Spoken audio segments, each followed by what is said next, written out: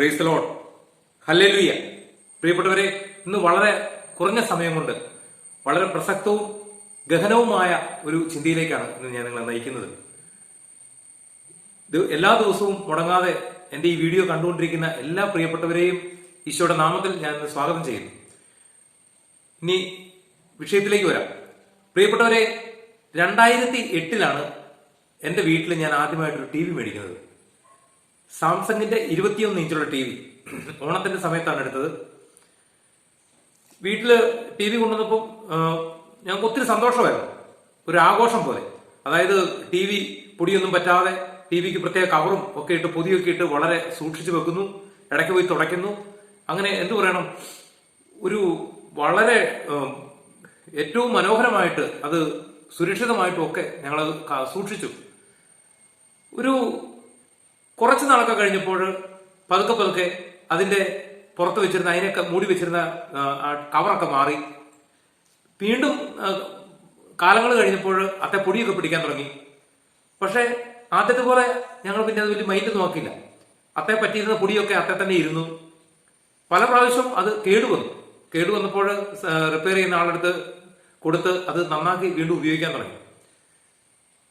ഈ 18 വർഷമായിട്ടും ഇന്ന് ഞങ്ങളത് ഉപയോഗിക്കുന്നുണ്ട്. ഇന്ന് ഞങ്ങൾ അതിലൂടെ പ്രോഗ്രാമുകൾ, ചാനലുകൾ സംപ്രേഷണം ചെയ്യുന്ന പരിപാടികളൊക്കെ കാണുന്നുണ്ട്.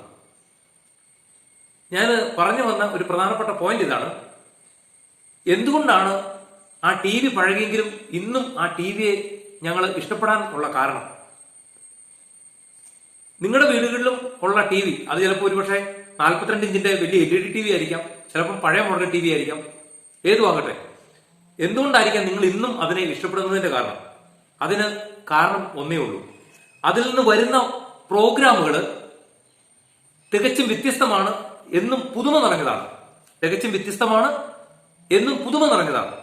നമ്മളെ ഒരിക്കലും ബോറടിപ്പിക്കാത്ത, ഇനി ഒരുപക്ഷെ നമുക്ക് ബോറടിക്കുന്ന ഒരു പ്രോഗ്രാം ഉണ്ടെങ്കിൽ നമ്മൾ അന്നേരം എന്ത് ചെയ്യും? അടുത്ത ചാനൽ മാറ്റും.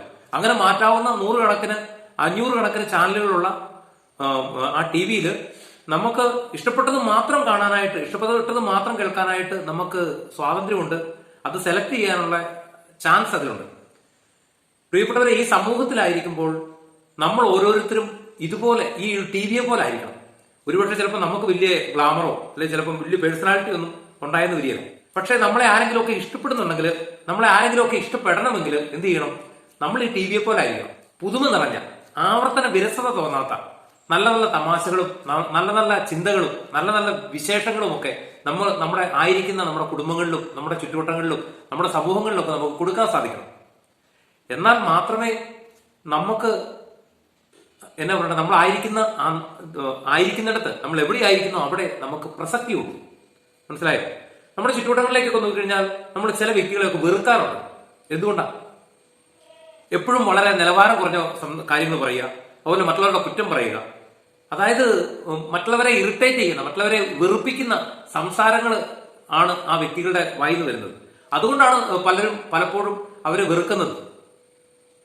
ചില പാഷാണം എന്നൊക്കെ പറഞ്ഞ് ഇരട്ടപ്പേരൊക്കെ ഇട്ട് ചിലരെ മാറ്റി നിർത്തും. ചിലരോട് സംസാരിക്കാൻ പോലും ആളുകൾക്ക് ഇഷ്ടമല്ല. അതിന്റെ കാരണം അവരുടെ വായിന്ന് വരുന്നതാണ്. ഇപ്പം വിശുദ്ധ മത്തായി ശ്ലീഹ എഴുതിയ സുവിശേഷത്തിന്റെ 15-ാം അധ്യായത്തിന്റെ 11-ാം വാക്യത്തിൽ പറയുകയാണ്: ഒരുവന്റെ വായിലേക്ക് വരുന്നതല്ല അവനെ അശുദ്ധമാക്കുന്നത്, അവന്റെ വായിൽ നിന്ന് പുറപ്പെടുന്നതാണ്. ഒരുവന്റെ വായിലേക്ക് വരുന്നതല്ല, അവന്റെ വായിൽ നിന്ന് പുറപ്പെടുന്നതാണ് അവനെ അശുദ്ധനാക്കുന്നത്. വിശുദ്ധ മത്തായി 15-ാം അധ്യായം 11-ാം വാക്യം. അതുകൊണ്ട് പ്രിയപ്പെട്ടവരെ, ഇപ്പൊ ഞാൻ ടി വിയുടെ ഒരു ഉദാഹരണം നിങ്ങളോട് പറഞ്ഞതേ ഉള്ളൂ. നമ്മൾ നമ്മളെ തന്നെ ഒന്ന് വിലയിരുത്തുക. എന്താണ് എന്റെ കുറവ്?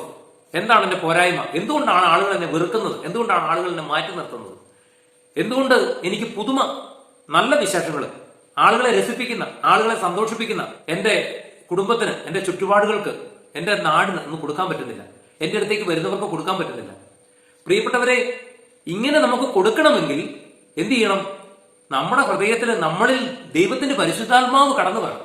ദൈവത്തിന്റെ പരിശുദ്ധാത്മാവ് നമ്മളിലേക്ക് കടന്നു വന്നാൽ മാത്രമേ, ദൈവത്തിന്റെ പരിശുദ്ധാത്മാവ് വസിക്കാൻ തക്ക യോഗ്യമായ ഒരു ആലയമായിട്ട് നമുക്ക് മാറാൻ സാധിച്ചാൽ മാത്രമേ വെറൈറ്റി, പുതുമ, ആളുകളെ ബോറടിപ്പിക്കാതെ, ആളുകളെ ത്രില്ലടിപ്പിക്കുന്ന, ആളുകൾക്ക് വളരെ വിശിഷ്ടമായ ബോധ്യങ്ങൾ പകർന്നു കൊടുക്കുന്ന വാക്കുകൾ നമ്മുടെ വായിൽ നിന്ന് വരികയുള്ളൂ.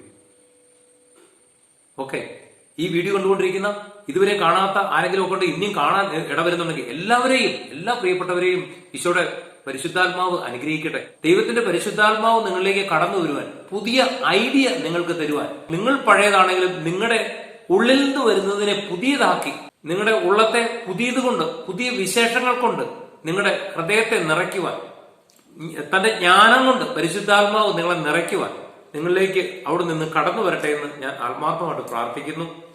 എല്ലാ പ്രിയപ്പെട്ടവരെയും ഈശോ സമൃദ്ധമായിട്ട് അനുഗ്രഹിക്കട്ടെ. ഈശോ വിശുദ്ധായിക്ക് സ്തുതിയായിരിക്കട്ടെ.